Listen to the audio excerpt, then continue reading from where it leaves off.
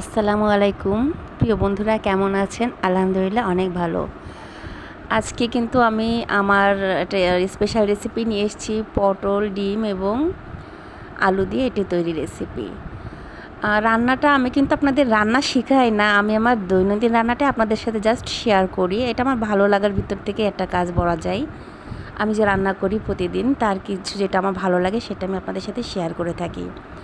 তো ভুল ত্রুটি হতেই পারে, সেজন্য সকলের কাছে ক্ষমা প্রার্থী।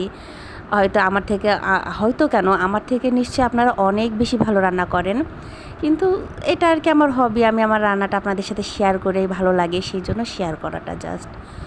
আমি আমার রেসিপিটার জন্য প্রথমে পটলের খোসাটা ভালো করে ছিলে নিয়ে পটলের মাঝখান বরাবর দুফালি করে কেটে নিয়েছি, দেখতেই পাচ্ছেন। এবং আলুটাকে ছিলে আমি আলুটাকে গোল গোল চাকি চাকি করে কাটবো। এইভাবেই কাটলে আলুটা এই তরকারির সাথে বেশ ভালো অ্যাডজাস্ট করে, এই জন্য আমি এটার এইভাবে শেপ দিয়ে কাটবো। আর এই সবজি এইভাবে রান্না করলে বাচ্চারাও কিন্তু খুব বেশি পছন্দ করে, বড়দের তো ভালো লাগে, প্লাস বাচ্চাদের কিন্তু খুবই পছন্দের একটা রেসিপি এটা।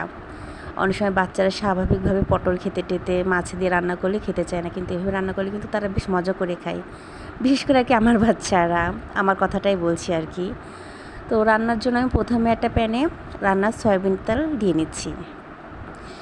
তেলটা হালকা হিট হয়ে গেলে সেখানে আমি লবণ ও হলুদ মাখিয়ে রাখা পটলগুলো ভেজে নেব। সবগুলো পটল আমি দেখতেই পাচ্ছেন এইভাবে দিয়েছি, যাতে পটলটা আর কি ভালোভাবে, খুব বেশি আমি তো কড়াভাবে ভাজবো না, কিন্তু এটা যেন একটা ভালোভাবে ভাজা হয়। আর ভাজলে কিন্তু পটলে একটা ফ্লেভারও আসে, সেজন্য রান্না করার পরে অনেক বেশি টেস্টটা বেড়ে যায়। তো আমি প্রথমে এই পর্যায়ে ভেজে নেব খানিকটা সময় পর্যন্ত পটলটাকে ভালোভাবে। তারপরে আমি এটা আবার উল্টিয়ে নেব, মানে যেভাবে আর কি মোটামুটিভাবে পটলটাকে আর কি হালকাভাবে একটু ফ্রাই করে নেওয়া যায়। এতে কিন্তু পটলের টেস্টটা অনেক বেশি বেড়ে যায়, যখন এটা রান্না হবে তখন অনেক বেশি টেস্টি লাগবে। পটলটা ফ্রাই হয়ে এসছে, এটা আমি নামিয়ে নিয়েছি। এবারে আমি চাকি করে কেটে রাখা আলুগুলা, ওটাও আমি লবণ হলুদ মাখিয়ে নিয়েছিলাম, সেগুলো আমি এপিট ওপিট করে ভেজে নেব। কড়া ভাজি হবে না, কিন্তু দুই পাশটা মোটামুটিভাবে ভাজে হালকা লালচে কালার আসবে। তো এই পাশটা হালকাভাবে ভাজা হয়ে গিয়েছে, এবারে আমি এটাকে উল্টিয়ে নাড়াচাড়া করে একটু অপর পাশটাও হালকাভাবে ভেজে হালকা লালচে ভাব নিয়ে আসবো। এবারে ওই পটলগুলো আমি দিয়ে দিয়েছি, দিয়ে একসাথে অল্প কিছুক্ষণ নাড়াচাড়া করে প্যান থেকে নামিয়ে নিয়েছি। এবং সেই প্যানে আমি আর কিছুটা সয়াবিন তেল অ্যাড করছি এবং দিয়ে দিয়েছি 2টা তেজপাতা এবং কাঁচামরিচ ও পেঁয়াজ দিয়ে এটাকে আমি হালকা করে ভেজে নেব।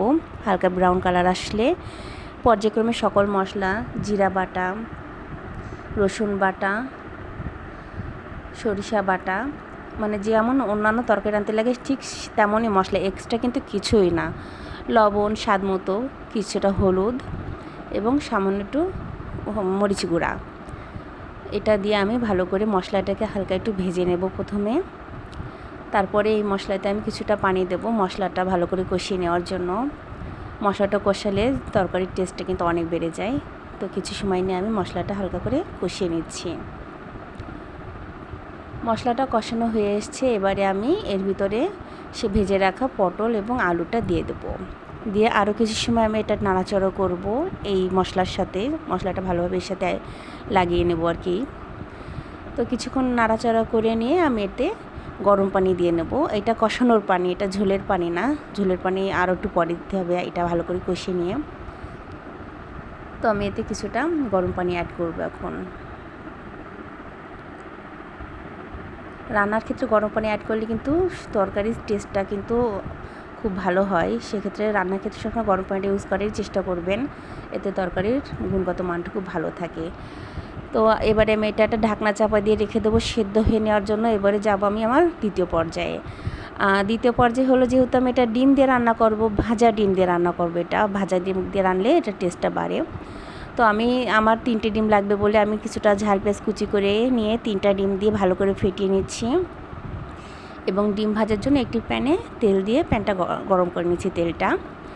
তেলটা গরম হয়ে গেলে তাতে আমি আমার ডিমের যে লিকুইডটা তৈরি করছি সেটা দিয়ে দিচ্ছি। ডিম ভাজাটা তো বলা লাগে না, এটা আমরা সবাই পারি, আমরা মেয়ে মানুষ, আমরা কিন্তু জন্মগতভাবে অনেক কিছু রান্না শিখেই যায়, আমাদের কিছু শেখানো লাগে না, এমনি জাস্ট বলার তাই বলছি, কিছু যেন মনে করবেন না। তো আমার ডিমটা ভাজা হয়ে গিয়েছে। আমি আমার ডিমটাকে আমার প্রয়োজন মতো শেপে কেটেও নিচ্ছি, যেমন আর কি আমার লাগবে। ডিমটা কেটে নিয়ে আমি এক সাইড করে রেখে দেবো। তারপরে যখন আমার তরকারিটা ভালো করে হয়ে যাবে তখন আমি ডিমটা তার ভিতরে দিয়ে রান্না করে নেব। এদিকে ডিমের প্রিপারেশন নিতে নিতে আমার ওইদিকে কিন্তু তরকারিটা কষানো হয়ে গিয়েছে। ঢাকনা উঁচু করে দেখতেই পাচ্ছেন তরকারিটা কিন্তু ঝোলটা পুরোভাবেই টেনে নিয়েছে এবং এর তেল মশলা ভাবটা উঠে এসছে। এটাকে আমি ভালো করে নাড়াচাড়া করে নিচ্ছি। আমার পটল আলু সবগুলোই কিন্তু এতে নরম হয়ে এসছে, সেদ্ধ হয়ে গেছে। আমার রান্নাটা কিন্তু 80% হয়ে গিয়েছে। এবারে আমি এতে আরও কিছুটা গরম পানি দেবো। এটা হলো ঝোলের জন্য, এটাই অ্যাডজাস্ট করে আমি ঝোল করে রান্নাটা শেষ করব। তো ঝোলের জন্য আমি কিছুটা পানি দিয়ে দিচ্ছি এবং এটা আরও ভালোভাবে নাড়াচাড়া করে ভালো করে মিশিয়ে নিচ্ছি মশলার সাথে, সবজিটা যেন ভালোভাবে অ্যাডজাস্ট হয়। ঢাকনা চাপা দিয়ে আরও কিছু সময় রেখে দিচ্ছি আমি। ব্যাস, এটা ফুটে যাওয়ার পরে আমি যে ডিমগুলো প্রস্তুত করে রাখছিলাম সেই ডিমগুলো এখানে দিয়ে দিচ্ছি এবং ভালো করে নাড়াচাড়া করে এটা আমি আরও কিছুক্ষণ ফুটতে দেবো, যাতে ডিমের ভিতরে ঝোলটা পুরোভাবে যে ডিমটা রসালো করে দেয় এবং এর টেস্টটা সুন্দর হয়ে আসে। তো কিছু সময় ঢাকনা চাপা দিয়ে রেখে দিচ্ছি। আমার রান্নাটা কিন্তু শেষ। সবার শেষে কিছুটা গরম মশলা ভাজা জিরে গরম মশলা একসাথে ভিজে আমি এটা করেছিলাম, ওইটা দিয়ে দিয়েছি। ব্যাস, আমার রান্নাটা কিন্তু শেষ। আমার বাড়িতে এই রান্নাটা কিন্তু খুবই পছন্দের সকলের, ছোট বড় সকলের। তো জাস্ট এটাই আপনাদের সাথে শেয়ার করলাম। সকলকে ভালো লাগলে অবশ্যই এটি লাইক দিবেন এবং এটি সুন্দর কমেন্টস করে যাবেন। সকলের কাছ থেকে বিদায় নিচ্ছি। সকলে ভালো থাকবেন, সুস্থ থাকবেন, আল্লাহর কাছে দোয়া করি। আল্লাহ হাফেজ।